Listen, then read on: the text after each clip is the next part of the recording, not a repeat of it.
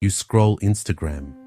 Someone posts their new car, new house, exotic vacation, designer clothes, and you feel, what? Happy for them? Or a quiet resentment that they have what you don't? Welcome to the 10th Commandment. You shall not covet your neighbor's goods. This is about envy, discontentment, consumerism, and why you'll never be happy, constantly wanting more. Let's unpack this. The 10th commandment forbids greed and the desire to amass earthly goods without limit. It addresses envy, sadness at another's good fortune, and immoderate desire to possess what belongs to them. Keyword, immoderate. Admiring someone's nice home isn't sin. Wanting to work hard and buy your own nice home isn't sin. But resenting that they have it, wishing they didn't, feeling entitled to what they've earned, that's coveting.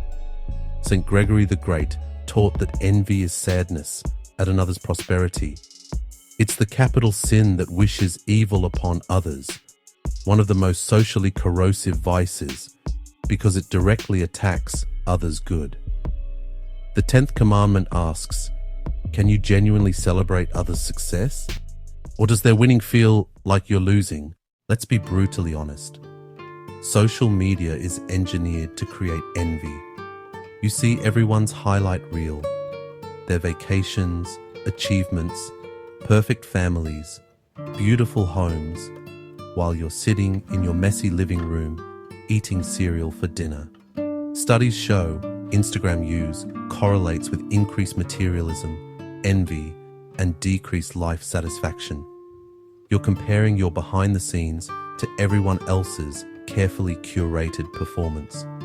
And influencer culture makes it worse. Watch me unbox this $5,000 handbag. Come shop with me for my vacation wardrobe. My morning routine in my $8 million home. It's designed to make you want what they have, and it works. The first step to defeating envy, recognize you're being manipulated. Those Instagram posts aren't reality. They're advertising. Here's the trap. You think, if I just earned $75,000 instead of $50,000, I'd be comfortable. So you work hard, get the raise, and 6 months later, you feel like you need $100,000. This is called the hedonic treadmill or lifestyle inflation. No matter what you earn, you adapt and want more. The goalpost keeps moving. Americans carry $930 billion in credit card debt. Much of it isn't from emergencies. It's from buying stuff we don't need with money. We don't have to impress people we don't like. We're in financial bondage because we covet. Your neighbor buys a new car. You can't afford one, but you feel inadequate driving your paid-off vehicle.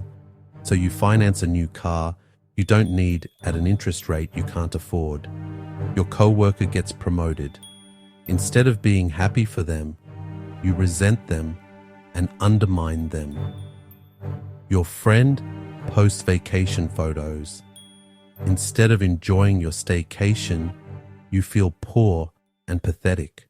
This is envy destroying your peace. Speaking of contentment, peace, and freedom from materialism, if you're serious about defeating envy and cultivating poverty of spirit, you need to read what the saints actually taught about detachment.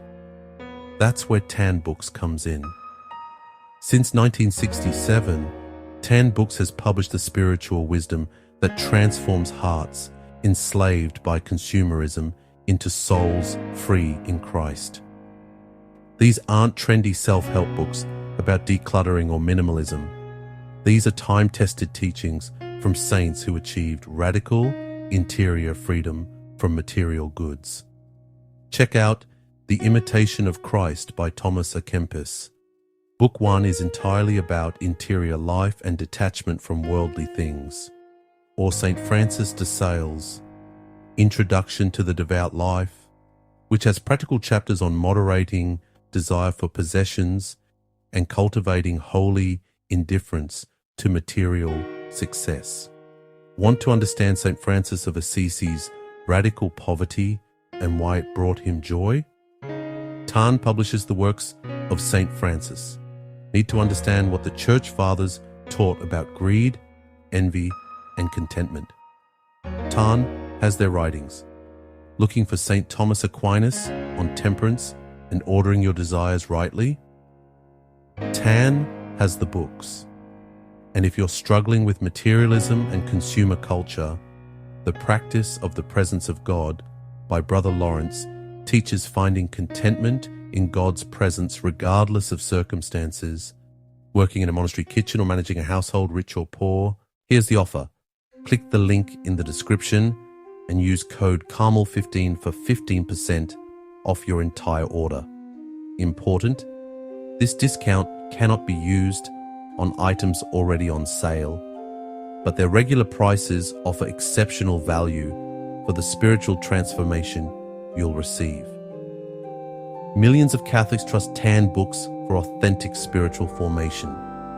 If you want to defeat envy, cultivate contentment, and experience the freedom of poverty of spirit, start by reading what the saints who lived it actually wrote.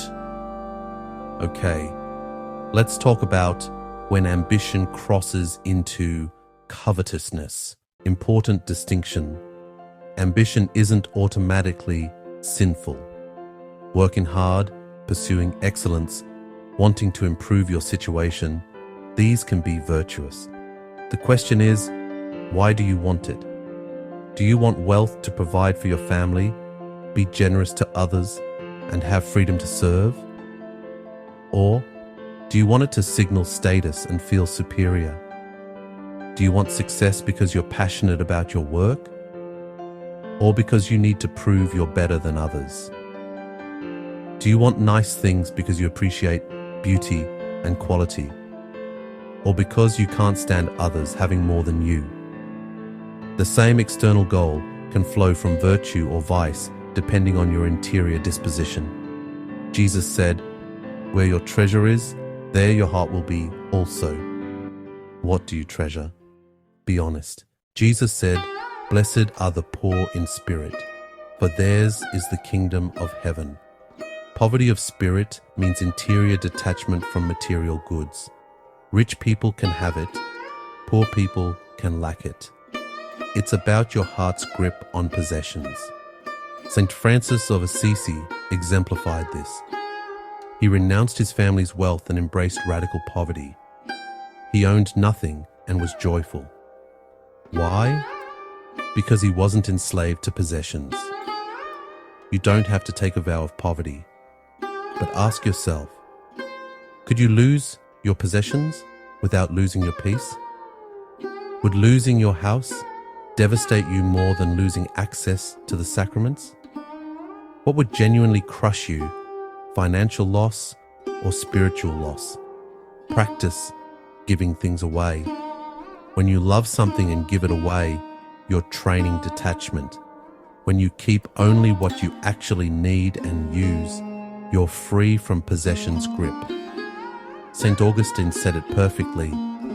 "You have made us for yourself, O Lord, and our heart is restless until it rests in you." Things can't satisfy, only God can. So how do you defeat envy and coveting? First, practice gratitude daily. Thank God for specific blessings. When you focus on what you have, you stop obsessing over what you lack. This isn't positive thinking, it's reality. You have more than 90% of humans who have ever lived. Second, celebrate others' success genuinely. When your friend succeeds, choose joy for them. Fake it till you make it if necessary, but train your heart to be happy when others prosper. Their success doesn't diminish yours. Third, limit social media, especially Instagram. Maybe do a 30-day fast and see how your contentment improves. I promise you, your life satisfaction will increase when you stop comparing yourself to everyone else's highlight reel. Fourth, establish spending boundaries. Budget. live below your means. Don't buy things to impress others. That's slavery, not freedom. 5th, practice radical generosity. Give 10% of your income minimum. When you regularly give away money, its grip on you loosens. You can't simultaneously be generous and greedy. They're incompatible. 6th, fast from shopping. Don't browse stores or websites for recreation. Buy what you need when you need it, then leave. Recreational shopping is feeding covetousness. The 10th commandment calls us to contentment, finding satisfaction in God rather than stuff. It's not about living in poverty. It's about interior freedom from the tyranny of always wanting more. When you stop coveting, you stop competing. When you stop competing, you can genuinely love others. When you love others, you're free. The Saints' Tan Book's publishers understood this deeply. They found joy not in accumulation, but in detachment, not in having more, but in needing less, not in impressing others, but in pleasing God alone. Choose contentment. Choose gratitude. Choose God over goods. Challenge. Start a daily gratitude practice. Every night, write down 3 specific things you're grateful for. Do this for 30 days and watch your heart change. Comment grateful if you're committing to this. And don't forget, check out 10 books with code CARMEL15 for 15% off. Learn from the saints who defeated envy and found true freedom. Link is in the description. Subscribe for more countercultural Catholic content that actually challenges you to change. God bless, and remember, enough is enough.